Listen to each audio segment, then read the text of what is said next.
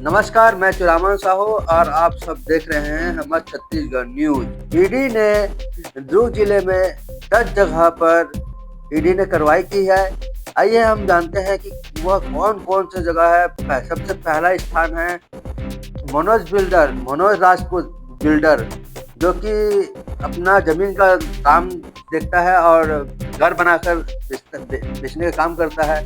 दूसरा है अजय चौहान। इनको भूपेश बघेल ने बहुत जगह ठेका दिया है और तांदुला डैम जो है बालोद में, वहाँ उन्होंने अपना रिसोर्ट बनाया है और ये बहुत बड़े बिल्डर है अजय चौहान। ट्रांसपोर्टर संदीप सिंह, जो कि चरौदा निवासी है, उनके घर भी ईडी का कार्रवाई हुआ है। भिलाई जिला शहर के अध्यक्ष मुकेश चंद्राकर, भूपेश बघेल सीएम रहते हुए मुकेश चंद्राकर और उनके परिवार के लिए बहुत कुछ किया है। पहला काम यह है कि जब चंद्रूलाल चंद्राकर मेमोरियल मेडिकल अस्पताल डूब रहा था, उस समय उसकी कीमत थी 45 से 55 करोड़ रुपया, तो भूपेश बघेल ने उस मेडिकल कॉलेज को 150 करोड़ में खरीदा।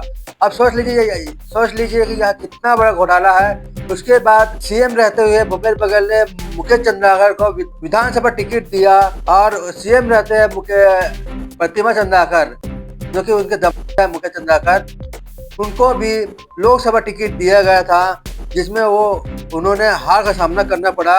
अब सोच लीजिए एक ही परिवार के लिए भूपेश बघेल ने क्या नहीं किया। दुर्ग में जो शहरी ज्वेलर्स है बैगाबारा में, उनके यहाँ भी छापा पड़ा है। अभिषेक ठाकुर उर्फ गब्बर सिंह, जो कि वसुंधरा नगर निवासी है, उनके यहाँ भी छापा पड़ा है। जो लोकसभा के प्रत्याशी जो थे कांग्रेस के राजेंद्र साहू, उनके यहाँ भी ईडी ने छापा मारा है। होटल कैम्बियन के संचालक सुनील अग्रवाल, दुर्ग निवासी, उनके यहाँ भी छापा पड़ा है। एक मिलर है जो कि तालपुरी में रहता है, ओम साई अग्रवाल मिलर, जो मिलर का काम करता है, उनके यहाँ भी छापा पड़ा है। और लास्ट है हमारे छत्तीसगढ़ के पूर्व सीएम भूपेश बघेल के यहाँ भी ईडी का रेड पड़ा है। और आइए हम जानते हैं कि एक छोटा कारण था शराब का मुद्दा, जो छत्तीसगढ़ में कांग्रेस को ले डूबा।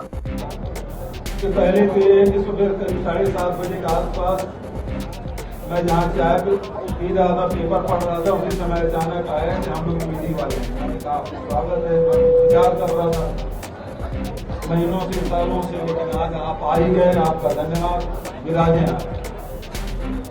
और उसके बाद कुछ लोग फिर यहाँ जहाँ मेरे परिवार के लोग रहते हैं, मेरी पत्नी, मेरे बच्चे, बेटा, बहू सब निवास करते हैं इस ब्लॉक में, तो यहाँ कुछ लोग रहे थे।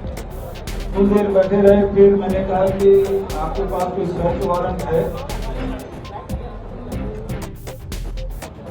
उसके बाद एक अधिकारी उसमें से गया और उसके बाद 5-10 मिनट बाद जो मौजा जी हैं, भाइयों हैं, बड़े अधिकारी होंगे, उनके संपर्क नाम नहीं मालूम, लेकिन वो आए, बोले कि हमारे पास सर्च वारंट 1/7 का है और ये किसने है। मैंने कहा भाई रमन सिंह जिस समय इसको नगर निगम ने जब ऐलान किया था, तो ये ब्लॉक मैंने लिया था। ये अलग ब्लॉक है, पूर्व मुख्यमंत्री का ये यहाँ ऑफिस कार्यालय है। तो फिर कहा कि आप यहाँ बैठें, हमें सर्च वारंट मिला है, वो ब्लॉक का है और हम यहाँ नहीं करेंगे। तो मैंने कहा कि मैं जा सकता हूँ विधानसभा। फिर उन्होंने कहा कि न जाए तो ज़्यादा अच्छा है। तो वो सब वो लाइन जो है, वो कहने का मतलब है कि मत जाओ। फिर मैं रुक गया, फिर फ़ोन वगैरह मांगे, मैं बोला फ़ोन तो नहीं दूंगा आपको। तो बोले फ़ोन में कहीं बात मत करिए, मैं बिल्कुल बात नहीं करूँगा। उसके बाद यहाँ घर में सर्चिंग शुरू किए। यहाँ मेरे घर में मेरी पत्नी, 3 लड़कियाँ,